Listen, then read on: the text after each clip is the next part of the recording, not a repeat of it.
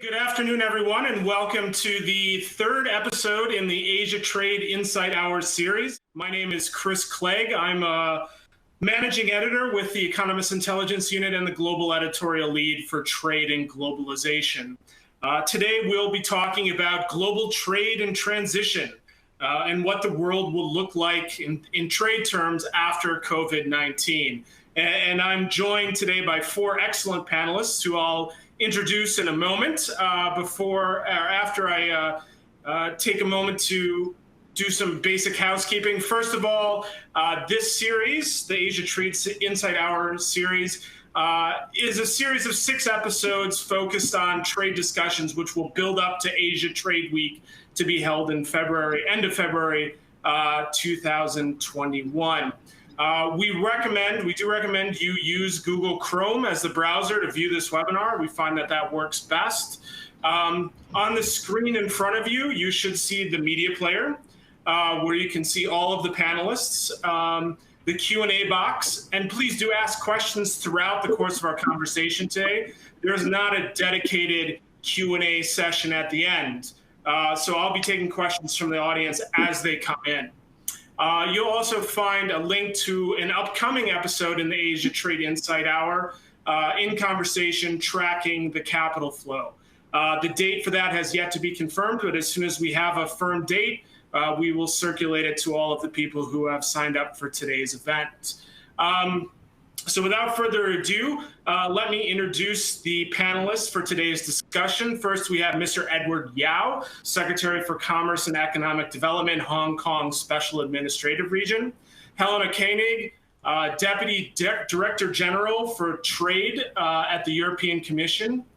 Dr. Keiyu Jin, Professor of Economics at the London School of Economics. And Mr. Manu Kamar Jain, Managing Director at ME India. So what we want to talk about today is how trade is going to look once COVID is finished. Assuming that happens sometime next year, whether it's early next year or later next year, our supply chains going to change. What are going to be the priorities for countries and firms in this context? So with that being said, I will pass this to Mr. Yao for some introductory remarks. Each one of the speakers will talk for about 1 or 2 minutes, and then we'll have a conversation. Thank you. Thank you, Chris. Fellow speakers, audience, good to see you here.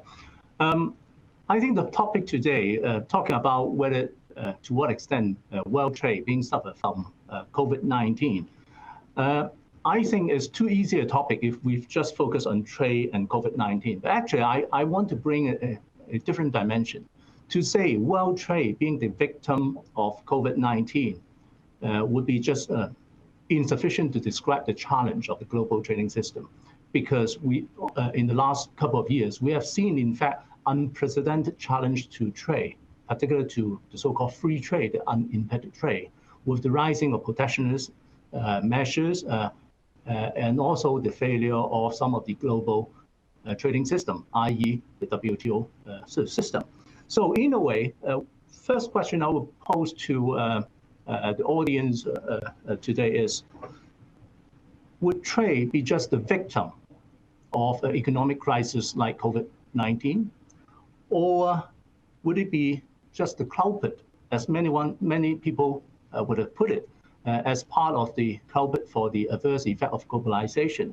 Or, thinking beyond all these challenges, would trade be actually part of the solution rather than part of the problem? So that's question number one. I can later talk about how Hong Kong tried to test the other way around, that trade and global sort of economy grow hand in hand. So that's question number one. The second question is, I think the global trading system is facing a lot of challenges, particularly in the notion of free trade. I remember back in the middle of 2018, I was invited to speak in a think tank in the US. I used the notion, the caption saying that, is free trade free or is fair trade fair? I mentioned that is free trade free. The notion is, of course, globalization do bring a lot of good things to the global and regional or individual economy. But of course, it also comes with other sort of adverse effects, including sectorial sort of difficulties, less competitive industries, job loss, income disparities. But very much are these problems of individual economy and government to tackle, or could we just blame it on free trade? On the other hand, certain quarter of the global trading system are suggesting some new notions, fair, reciprocal trade. But in those circumstances, who are the ones to determine what is fair and what is reciprocal? Would this be resolved by this factual muscles, economic strength, or would we be sort of settling all this dispute in the usual manner through the multilateral trading system, i.e. WTO? At the same time, we are seeing problems over there.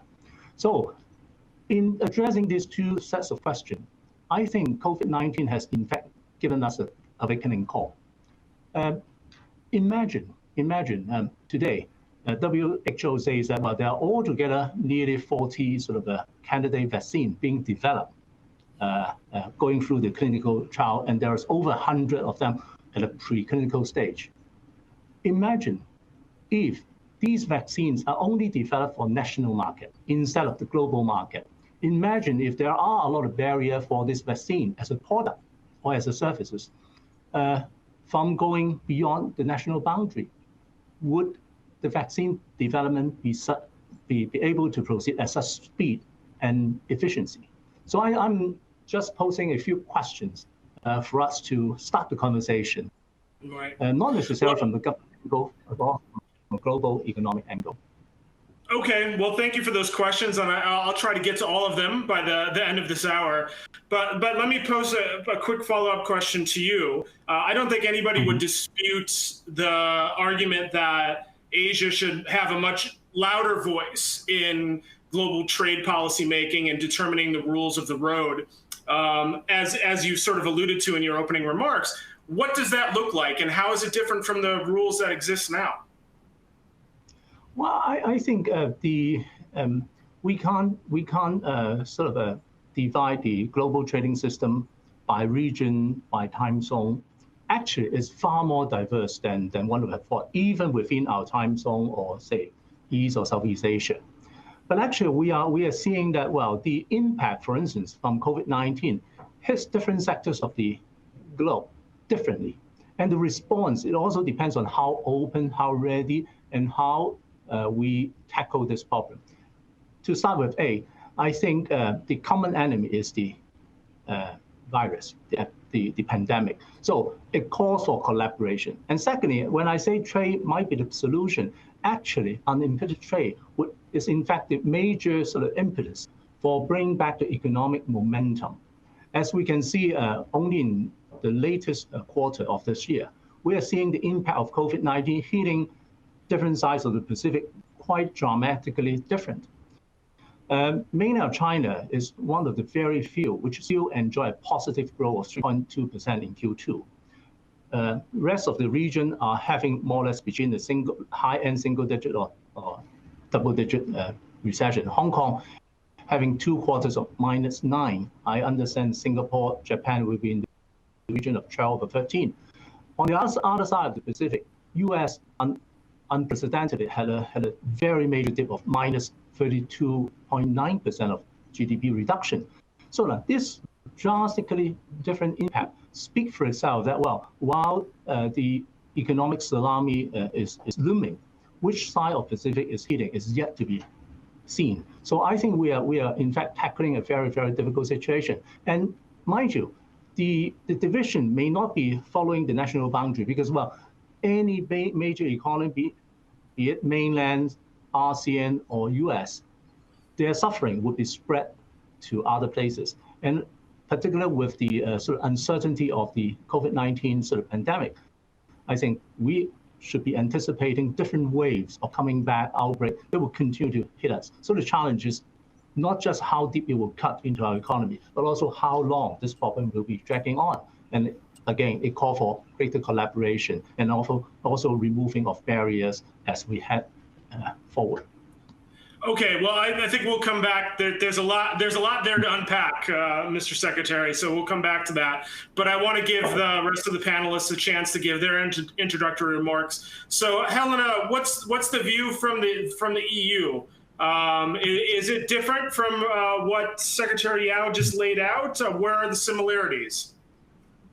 Thank you, Chris. Well, in fact, I think the backdrop that Secretary Yao described is very much where we are coming from when we are looking at what we call the trade policy review, which basically is looking at how can we support our economies in a sustainable socioeconomic recovery post-COVID, and thereby also creating a stronger European Union. Just to give a few things we're looking at, of course, obviously WHO is very much at the core of it, but we're also looking very much at the green transition, teamed with or hand in hand with the digital transformation and transition also. Second point, obviously looking at the supply chain disruption and how can we actually make sure that we are more resilient when this happens again. And there is really about having a fact-based discussion. So, and of course, there are a lot of research going on. Companies are looking, but also on government level. So we get to a correct policy mix based on facts, but also likely to be different from sector to sector. Obviously, you have a special discussion when it comes to medicines and medical devices and protective gear. But again, that discussion very much spills over into other sectors also, as we've seen.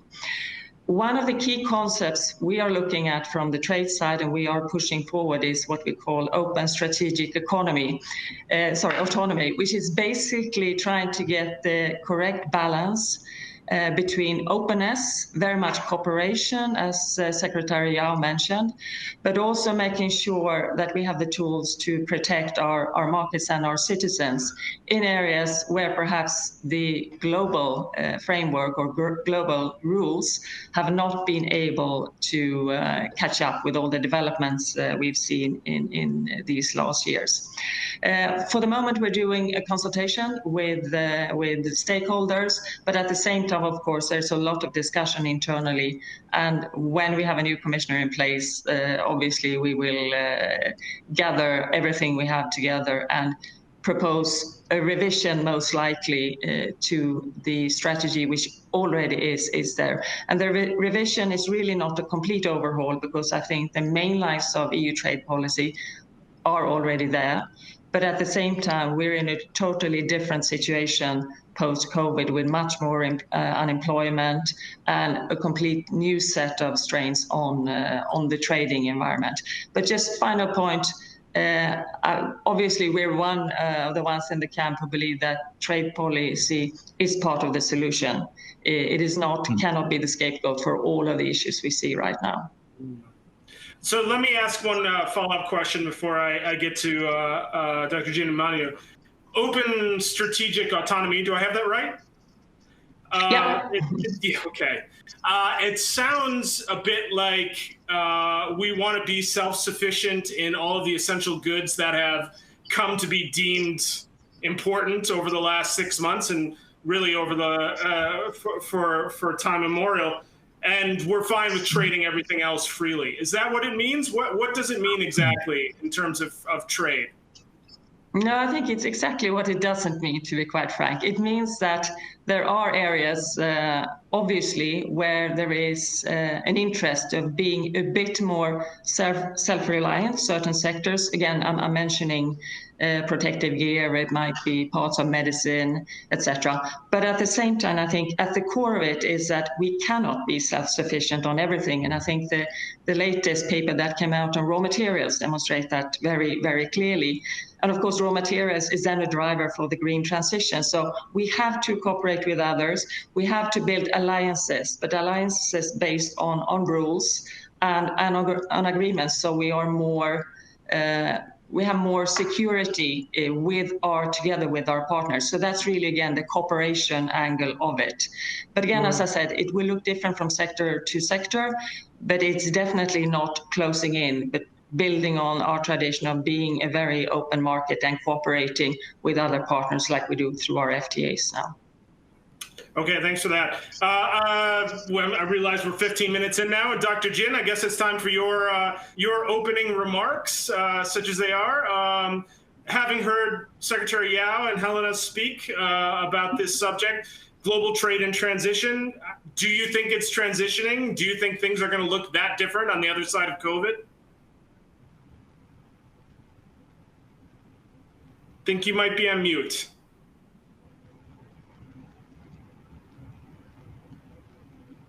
Thanks for reminding me. There we go. I'm a big believer of reversion to the mean in terms of the overall picture of the global trading system. But I do believe that there will need to be some important tweaks to be done. So first of all, we've seen many waves of protectionism and then a resurgence of globalization. So this comes in cycles in the recent history, and I believe that there will be a repeat of that. What normally triggers this onslaught of protectionism is national recessions or economic crises. And I believe that what's the essential problem today is that in many parts of the world, with political decay, with rising inequality, governments are not taking care of its people enough. And that's why the trading system has come under attack, under siege, because of a variety of political excuses. Now, that said, there are important lessons to be drawn from the experience of COVID, and even before COVID, trade war between U.S. and China has posed enough challenges for the global trading system. So before, the basis of trade based on comparative advantage is all about efficiency and optimality, but that is clearly insufficient because what it really neglects and underestimated is this degree of global uncertainty and tail events. Now, with joining the WTO, the WTO and also a great moderation of economic fluctuations up until the 2009, people became complacent and assumed that these global environments are mostly secure and stable. But that is clearly not the case with trade wars, with the recent pandemic, with the great financial crisis. And I believe there will be more and more natural disasters in the future with climate change. We need to take into account that the global trading system is highly uncertain. So that means that if we think about about trade, it really has to be three things, which is robustness, how it deals with trade during the crisis, about resilience, which is about recovery, a fast recovery after the crisis, and about diversification.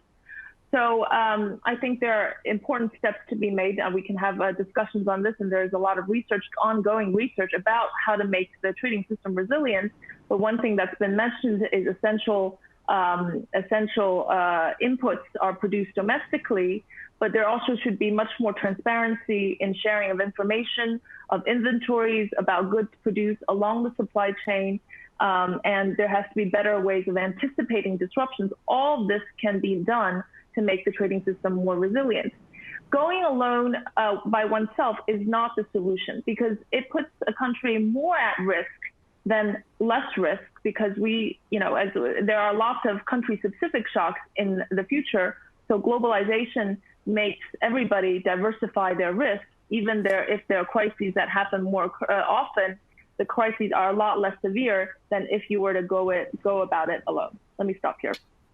Okay, one follow-up question, Manu, just hold on 1 second, I'll get to you shortly. So you mentioned crises, there was the global financial crisis, there's the trade war, there's the pandemic, and every time there's a crisis of one nature or another, people talk about shifting supply chains, firms learning lessons about how to build resilience and do things of this nature, and not much has seemed to change, at least up until the pandemic. Do you see this current pandemic actually affecting the change that people have been forecasting for years now? As we have seen, the pandemic has accelerated many changes, especially in terms of technological adoption and innovation going digital. And I believe that this is a very, very big shock because what's different between today and the past shocks I mentioned is that it is a truly global shock that hit everybody. Even the financial crisis only really hit advanced economies more than many others, but this is a truly global shock. But even before the pandemic, we have already seen parts of supply chains diversifying. Korea, for instance, this time fared better because one part of essential inputs could be rapidly shifted to Vietnam from its domestic production because they have made these kind of preparations. And so has China. And China is learning the lesson day by day and actually making these substantive changes this time around. Okay, thank you for that, and I think we'll probably come back to that topic as well. Manu, sitting in India, how do you view all these issues that we're talking about, and is India going to benefit from any of this? The hope has been for years that India will integrate into global supply chains and become something resembling an export powerhouse. That is really yet to materialize. So, what's your view on these issues? Okay. Hi, everyone. So this is Manu here. Last 6 months have been very eventful for everyone, and also for people running large businesses in India. 6 months ago, if you would have asked me whether we can survive a lockdown, remember in our country we had a 2-month lockdown when there were no economic activities. And if you would have asked me 6 months ago whether we can survive this kind of a lockdown or this pandemic, I would have been very, very anxious and nervous. And it's actually amazing how people have come together and have adopted the new normal of new way of working, using technology, using video conferencing tools like the one that we're using right now. And almost everything has moved from a physical world to a digital world. So it's actually incredible. If you look at from a business point of view, and I'll also talk about India, the question that you asked, but before I go there, if you look at from a business point of view, I think there are 3 kinds of businesses. Some businesses which will see a huge acceleration because of COVID and pandemic. These are businesses such as video conferencing platforms. These are businesses like online education and many others. On the other hand, there are businesses which will see a huge downturn because of pandemic, things like hospitality, travel, tourism, and many others. And the businesses in the middle, which are probably neutral, which are not getting impacted neither positively nor negatively. If you look at our business, something which is electronics, smartphones, smart TVs, I would say it is somewhat the positive side because everybody right now needs a device such as a smartphone to get connected. Now coming to supply chain in India, I believe the way supply chain will shape up in future, it's actually going to be different than what we had envisioned till about last year. If there's one thing that COVID has taught me is that we don't need to just adapt, but we need to think radically different from what we were thinking till now. And that is very clear in our supply chain because if you look at our supply chain today, it is spread across the world. It is spread across in multiple markets, multiple countries. We have components coming from different countries, such as chipset coming from a different country, camera from a different one, battery from a different one. And how do we manage this global supply chain? We need to think very differently from what we were doing earlier. Can India become a big manufacturing hub and export hub? I think if we do everything right, definitely yes. Over a period of next few years, we can expect India to become a large manufacturing hub, not just for domestic consumption, but even for export and for international business. Okay, well, sorry, I'm taking some notes here. Let me ask a more pointed question, Manu. So when I think about India and trade, I think about the old expression about Brazil. Brazil is the country of the future, and it always will be. And people have been talking about India as becoming a export powerhouse for a very long time now, and it has yet to happen. If India does everything, yes, of course it will become an export power. But what are the priorities as we go through this transitional time? If we're going to come out on the other side and India is going to be an export power, what are the priorities for the government, for businesses in this area? Okay, I think. Sorry, I do not know about Brazil markets. I will not be able to comment on that. But just speaking about India, because I've grown up here, I've run large businesses here. I think if you look at last 5 or 10 years, a lot of things have changed from what India used to be versus what India is today. If you look at 10 years ago, there was hardly any internet in the country. Today, you will find almost everyone online, digital savvy, using internet for almost anything and everything, for running businesses, for shopping, even for grocery shopping, and for online education. Almost anything and everything is turned digitally. You'll be surprised to know, unlike West, where people move from not being online to using a desktop, then a laptop, then a smartphone, India completely leapfrogged that stage.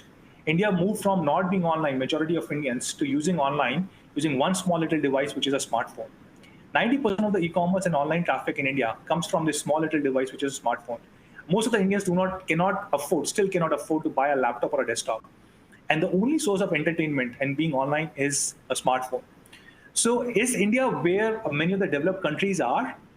Definitely no. But is India changing radically?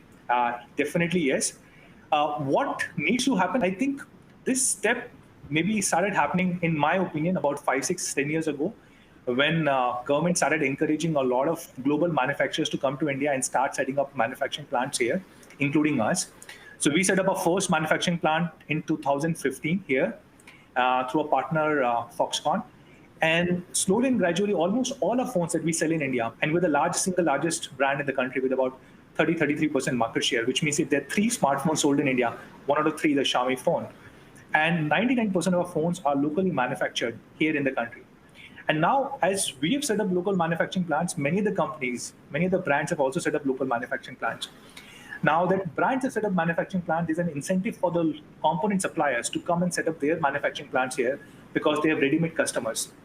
Once these tier 1 suppliers set up their manufacturing plant, then there's an incentive for tier 2, tier 3 suppliers to come and set up their manufacturing plants. So can this happen? Definitely yes. Will this happen in the next 1 or 2 years? Maybe no. But is there a realistic hope of this happening in the next 5 to 10 years? Maybe yes. Okay. All right. Thank you for that. We've had a couple of questions come in, and I'll pose this one to Secretary Yao and Helena, and open it up to the other panelists if they have a view. But COVID-19 has led many governments to look inward. I think many governments were looking inward even before the pandemic. And there was a lot of doubt about the integrity of the global trading system.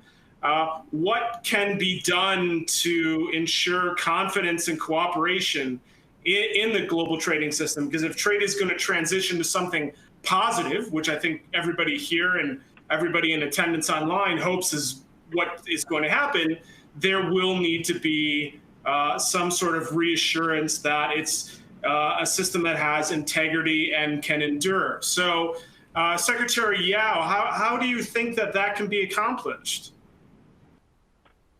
Well, I think that's a very good question, but let's come back to a very pertinent issue.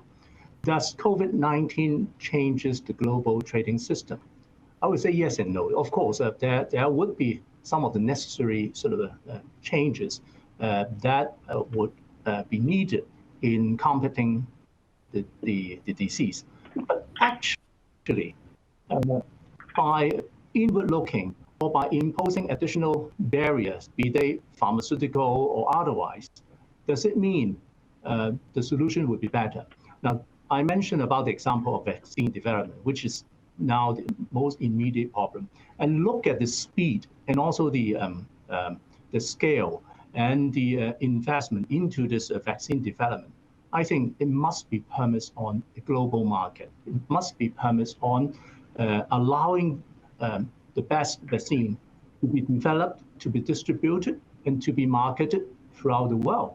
And it will be the survival of the best technology, and the best solution. Now, having said that, I think going back one step backward, I think I agree entirely with Professor Jean's and others that, well, in fact, long before COVID-19, we are seeing a lot of backpedaling of the global sort of trade scene. We have not seen a very blunt and antiquated tool being dug out from the toolbox using tariff, and in fact, intensive tariff to block the trade. And the result, of course, that has led to trade disputes. But instead of having that trade dispute being settled in certain forms of rules and regulations or consensus, i.e. WTO. We are seeing tit for tat as an alternative. So I think these are major phenomena that, well, let us not be blurred or disguised by the imminent problem of COVID-19. Those fundamental issues, the adverse effect of globalization, don't blame it on trade, what are the best way to settle dispute, and also whether there was sufficient momentum for the 164 members of WTO to move forward in setting new agenda, in negotiating new rules, and also whenever there are some differences, how do we settle this dispute and this? I think these are fundamental issues that all members on equal footing would have to address. Right. Well, just one follow-up question before I go to Helena for the EU perspective is, you mentioned tariffs, and tariffs of course, get a lot of attention, a lot of headlines, get written about a lot, but they don't seem to have done much to depress global trade, at least if you're looking from the US perspective in terms of imports from the countries where tariffs have been levied. Wouldn't you say that non-tariff measures, rules, regulations, the lack of regulatory harmonization, those are actually more important to ensuring that there's a transition to good global trade growth than there are focusing on whether a tariff is 10 or 12%? Well, I beg to differ. I quote you an exact example where Hong Kong is in the middle of it. In the last 2 years, when the US-China trade war started, Hong Kong suffered most from the collateral damage, although we are not subject to those tariffs imposed by the US on mainland China, nor the other way around. Actually, trade between Hong Kong and US dipped by double digit. That, I would say, the collateral damage. And interestingly, while US complain about sort of a trade deficit with mainland China, US actually enjoy a substantial, if not the largest trade surplus from Hong Kong, amount to over $30 billion per year. Now, what happened in 2019, the year after trade war started? US surplus from Hong Kong in terms of commodity trade dropped by 15%, down to a historical low figure compared with the average. So in a way, first, there are sufficient evidence to say that, well, with tariffs being imposed, it jeopardized trade. And secondly, who bear the cost? Well, while a lot of Hong Kong invest firm in the mainland exporting to the US were talking about sort of moving their production line, but actually what we are seeing is in fact strict from the total sort of evidence. They were saying that actually the tariff, the cost, the toll is borne by not just the exporting end, but also at the receiving end. That means consumer, importers also bear those costs. So in a way, while Treasury may be getting some money from the tariff, actually all other people may be chipping in. Now that's what we see firsthand as one of the major trading sort of partner in this triangle. So in a way, if we sort of expand that beyond Hong Kong or US China, if the whole world is entering this game of taking sort of a trade measure into their own hands or playing the tactic of tit for tat, what would be the consequence? I think, well, certainly traders, consumers will certainly be feeling the heat as well. Okay, thank you for that. Helena, let me go back to you. Same question. What can the EU do to help to build confidence in a system that not a lot of people have confidence in right now? How can it be reformed? How can it make trade transition to something more stronger and durable? Thanks, Chris. I think one of the starting things we need to do, and that's not only the EU, it's actually all those countries who are supportive of the WTO as such, and who actually understands that we need a strong WTO as a basis for multilateral rules to be able to trade. We have to take back the initiatives in the discussion and counter those arguments that say that let's close shop, let's reshore everything, let's trade a lot less. As I said, trade cannot be the scapegoat. It actually has to be part of the solution. I'm really convinced about that. So we have to take back that initiative on in the dialogue which is out there, it's far too much anti-globalization views that kind of equals trade almost at the moment.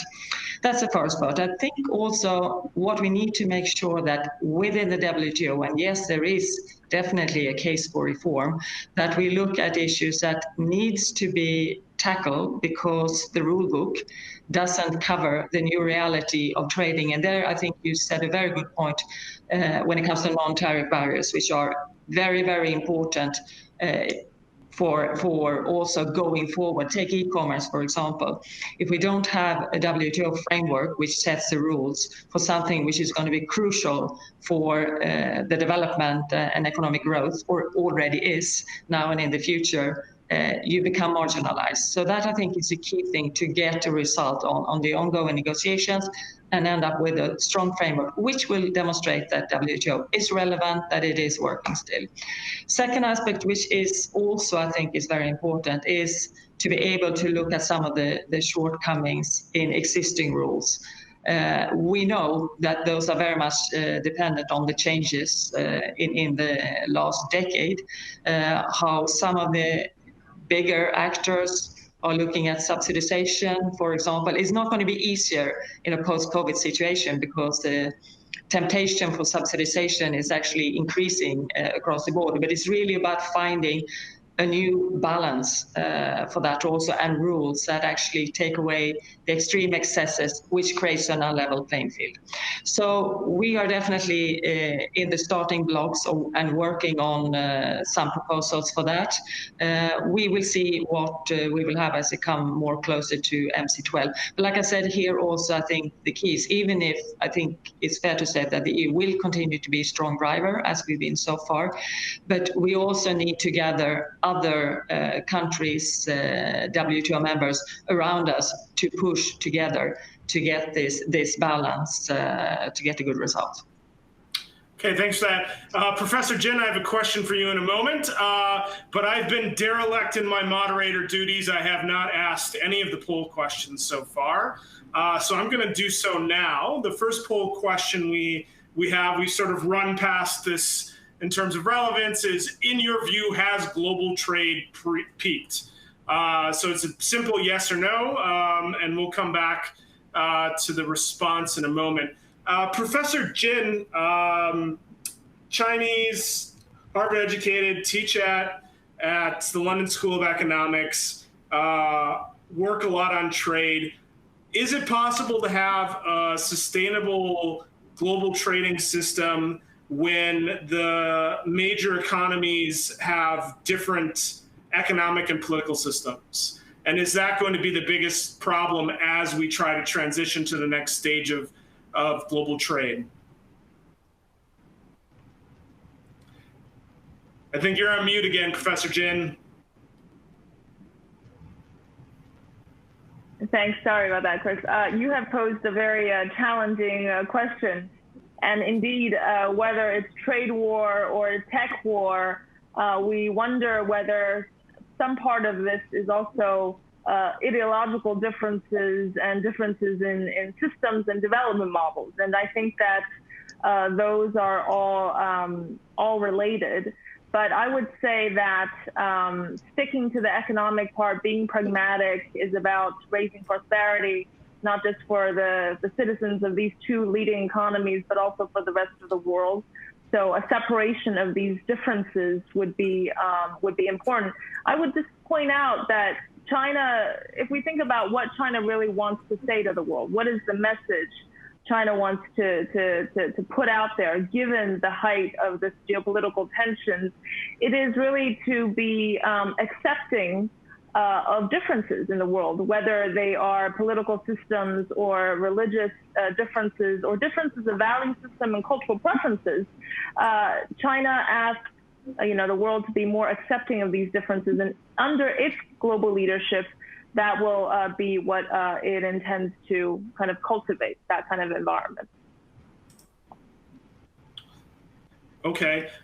But do you think that there can be any sort of consensus and stability in the global trading system Let's say that doesn't happen. Sorry, go ahead. I didn't mean to interrupt you. Yeah, if we look at the data, I mean, we should be much more optimistic than what we're hearing. The data shows that there are 3 countries that are most important in the global value chain system. That's the U.S., China, and Germany by far. And what's also very interesting is that the majority of trade is regional. Now, of course, global trade is highly important, but most of the trade within the global value chain is the regional aspect. And if we looked at regional trade, there has been many strides to push for even more regional cooperation. So that's slightly a separate question from the global cooperative front, but I don't think that the trading system as a whole will necessarily be affected by these political differences. Okay, I guess that's actually a good transition back to Secretary Yao. Is Hong Kong focusing more on regional trade as a result of these things that we've been discussing and the free trade agreements and some of the factors that Professor Jin just mentioned? Well, actually, Hong Kong might be one of the very few exceptions where trade capture more than a lion's share of our economy. Trade volume or trade value is 3.5 times of our GDP. We're the 8th largest trading entity in the world in terms of goods, and number 18 in terms of trade and services. But actually, there are very little that government can do to direct where trade goes. We can't say buy more soybeans or buy more cars or airplane. Actually, it's the market that directs, and in fact, it's the global market. Now, you mentioned about trade agreement, and also Helena mentioned about the refinement to the global trading system. Of course, we are counting on the WTO to function, but we also accept the reality that there's a lot of impasse, problems holding back. So what are the background? What are the second best solutions? Hong Kong has never been a sort of inward-looking or a bilateral trading entity. But having said that, with the impasse sort of and overcast on the global uncertainty, in the last couple of years, we have done a few more free trade agreements on a bilateral or plurilateral basis than before. The reason being that, well, unable to do anything on a multilateral basis. If there are high-level bilateral or plurilateral or regional agreement meeting a very good threshold, and as a building block to the WTO mechanism, why not? Now, on that basis, we have had the free trade agreement with ASEAN, which now become the 2nd largest trading entity with Hong Kong, not by our own choosing, but because of the sort of the market. We are also sort of eager to join, like RCEP, the Regional Comprehensive Economic Partnership, which is gaining momentum while there seem to be some hiccup with TPP. Now, so there could be sort of a second best solution, but nothing could replace, for instance, WTO as a major organization in sort of vanguarding free trade, vanguarding the sort of multilateral trading system. But while these efforts on the margin, on the bilateral basis, there's no replacement of WTO remaining the major organization to take the global interest forward. And there is no substitute to leadership of big players. Big players, including what Professor Jin mentioned, the major sort of trading partner, the US or China or EU as a whole, and as well as other sort of trading entity in groups, for instance, developing world or emerging markets. So I think, well, there must be a momentum where we see the interest of coming together. And I think sometimes the crisis and also problems and challenges may give us a very refreshing sort of reflection that, well, it's high time for us to look back what we can contribute in mending the fence and limitation of WTO.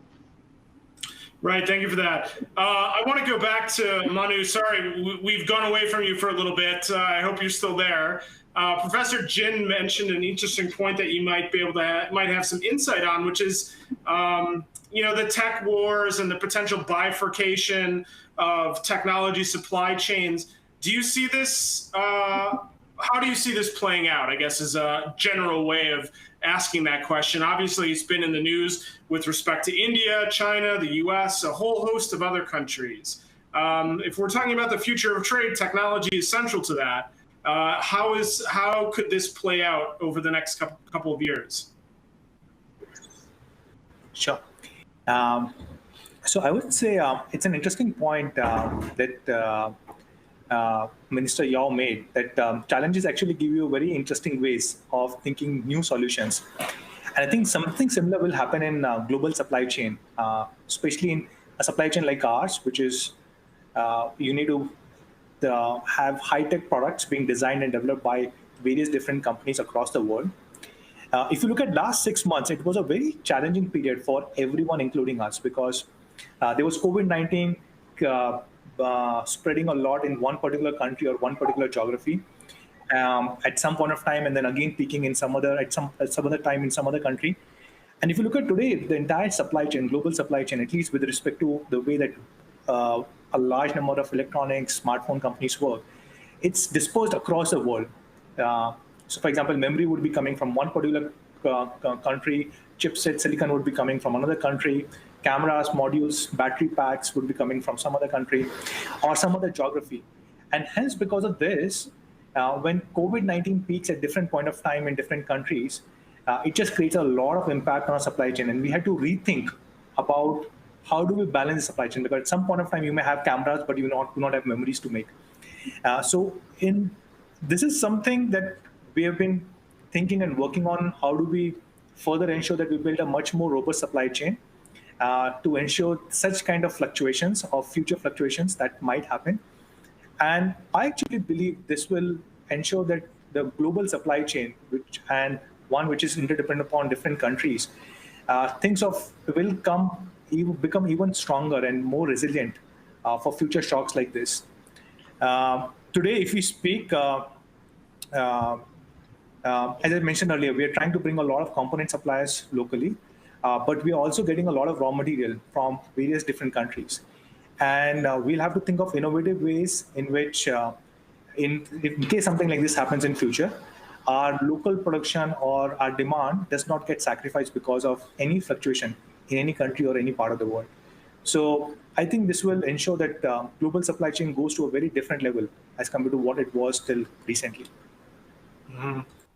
Let me go back to Professor Jin on the supply chain question. Obviously, supply chains have been built up over 20, 25, 30 years. There are a lot of sunk costs in there, a lot of investment in time, effort, training to get the supply chain structured the way that they are. And I think a lot of companies have been able to absorb the shocks that have come from the tariffs, for example, that show that these diversified global supply chains are actually very profitable for them. Is anything really going to change that much? Well, I think we have already seen changes happening, even in the post-COVID recovery happening, at least in China and parts of Asia already. And I've mentioned a few aspects of things that companies are definitely thinking about right now, which is how to anticipate disruptions and how to quickly adapt after the disruptions have happened. So these would be very specific measures, which we don't have time to go into. But the examples that we've seen in China during the recovery phase shows that there is quite a bit of resilience with the supply chain, the regional supply chain, where China is a leading nation here because of the recent numbers, surges in exports, etc. But we also know that they are, a lot of companies are reconsidering many aspects of this, but also it's not just about diversifying your partners.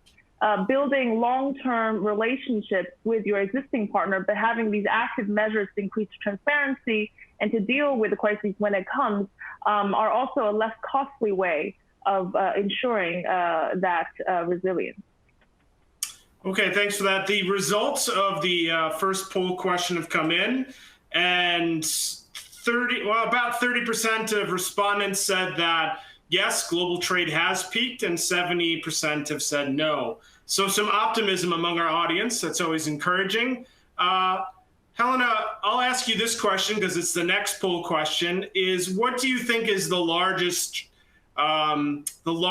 threat or the biggest challenge facing global trade over the next 3 years? So that's a poll question. My colleagues will put that up in a second. We've been talking a lot about COVID, geopolitical tensions, protectionism, and so on. But from your perspective, as a representative of the EU, what's the biggest challenge to global trade? Well, I don't think it's one. I think there's a lot of challenges. And as was mentioned in the beginning, we have had the challenges for a while.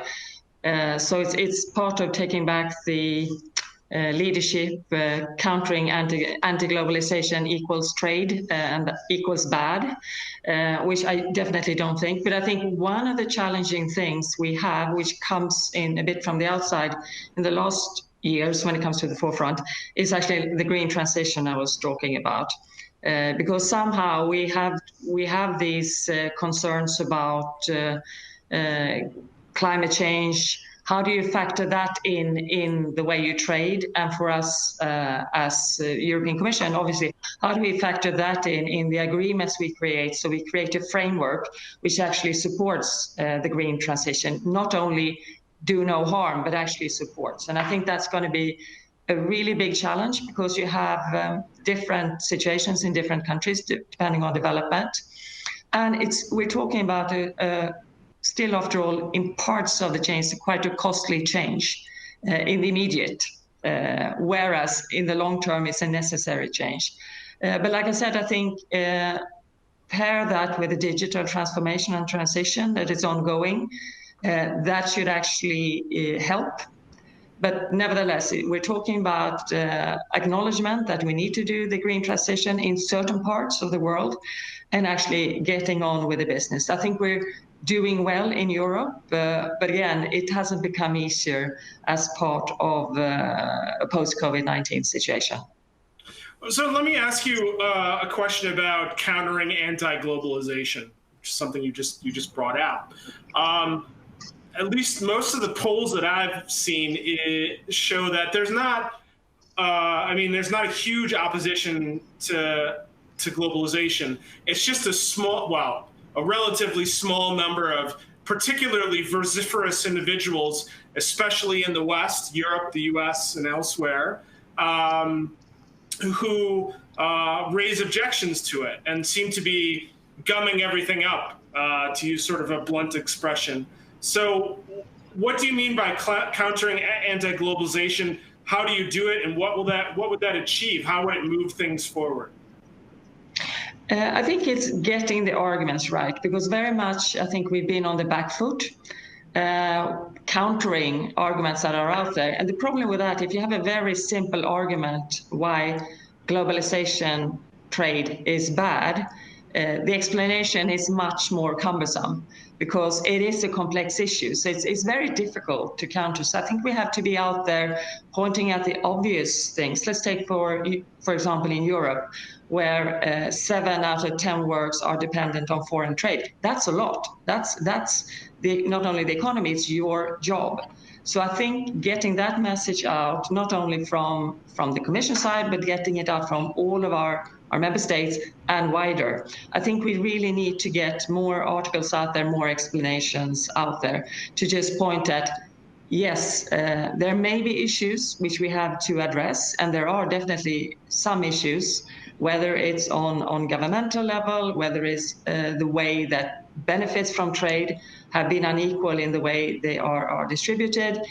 We have to acknowledge those things and then basically say this we have to address, this is how we can do it, and still keeping the whole global trade, which I as I said, probably the third time now, it really has to be the driver as we go forward also. But it has to be, like Professor Yin said also, in a slightly adaptive way.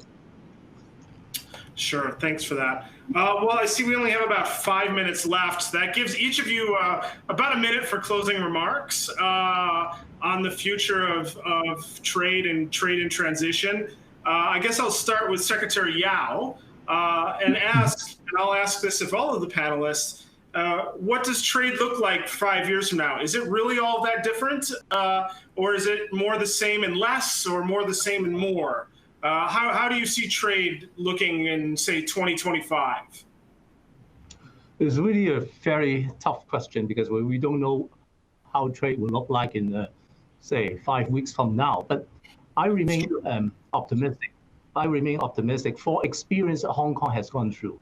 We made ourselves a global trading city, not by government pushing, but by allowing the market to play out. So I think the biggest challenge are a couple. One, which is a common theme for all the speakers, how we could allow the global trading system or the multilateral trading system, as represented by the WTO, to rejuvenate itself. Now, it has to be as inclusive as possible, but at the same time, it should be able to differentiate those noises from legitimate voices. For instance, issues of socio-economic or environmental concern can always find a way to incorporate with trade. But we have to differentiate things that are entirely political or geopolitical. Of course, that's easier said than done, but that's, however difficult, that's the right way to go about it. And secondly, I think for every member, including small Hong Kong, as a member of WTO, I think we should continue to push the envelope that we have to demonstrate there is a way out there. Within the toolbox, there are far more sort of friendlier tools and more legitimate sort of usage of non-barrier means to bring the world together. And level free trade agreements or regional discussions are all necessary. While there is still a long way to go back to that normalcy, but I think we shouldn't be giving up ourselves. And I think every little bit counts. For instance, Hong Kong has been serving the role as the inroad into the mainland. We do it by typically WTO consistent manner. We have a closer economic partnership arrangement, which is practically a free trade agreement with mainland, so that foreign firms, foreign investment can be channeled through in this manner. So I think every party, be it big or small, influential or otherwise, I think we all need to chip in. And maybe using COVID-19, the huge pressure upon us as a turning point to see whether there would be a silver lining behind the cloud. Okay, well, thank you for that, Secretary Yao. It's interesting, you just ended up with COVID-19, and that was the lowest marked of the options for changing global trade over the next 3 years. Only 4.5% of respondents said that it's going to have a significant change on global trade. Geopolitical tensions was by far the largest response at almost 61%. And protectionism and changing consumer behaviors were further down the line. Professor Jin, I'll go to you for some closing comments. What is trade going to look like in the next couple of years? Let me answer this question indirectly and from a different angle. China was a one-time shock. This massive nation that became supremely competitive, that just completely killed much of the competitive, many countries, and stole away many jobs, but through competition was a one-time shock. And I believe that was the backdrop of the main trade disputes leading up to COVID. And I agree that COVID would have little to do with the overall trade impact. And lastly, I think there is substantial room for another type of trade, which is service trade, but not the traditional service trade, the service trade that's powered by digital technologies. And we have seen a huge, a mushrooming of that domestically everywhere around the world, but there's huge scope for service trade in the future. Thanks. All right, thank you, Professor Jin. We've got about a minute left, so I'll go to Manu. Looking ahead, global trade, the view from India. What do you think? Okay, so I'll maybe answer it from a business perspective. I think businesses will forever change because of COVID-19 going forward. And the biggest change which will happen is that the need of technology will significantly increase in anything and everything that we do, including supply chain. For example, a small thing like there's no need for a person to be physically located for you to run a successful business. That whole notion will just completely go away thanks to COVID-19. So I'm actually very optimistic that about the overall economic situation, about the global trade. And I think people will just adopt new ways of working using technology, and it will further strengthen from here. Okay, thank you for that. Helena, same question. If you could be equally as brief as Manu, we're past time.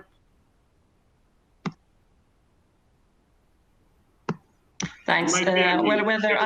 Whether I think or I hope things will look in a certain way in 5 years' time, I do hope that we'll have a WTO which is much more relevant, a reformed WTO, relevant to tackle, like I said, the existing shortcomings, which very much, as someone else said, has triggered the disputes, was Professor Jin, leading up to COVID-19, but also that is able to tackle and put a new framework for the growth industries that are coming, services, and obviously e-commerce very much. Yeah, services, you and Professor Jin have both brought that up, and we didn't get into that topic nearly enough, unfortunately, but time is out. So I do want to thank each of the 4 panelists for a fascinating discussion and for joining us today, and remind everyone that there will be a follow-up event, the 4th in the series, date yet to be confirmed, so keep an eye on your inboxes, and there will be a survey that will pop up on your screen shortly to ask your opinions about the quality of this event. Please be kind to your moderator. So once again, thank you everyone for joining us today, and thank you again to the panelists.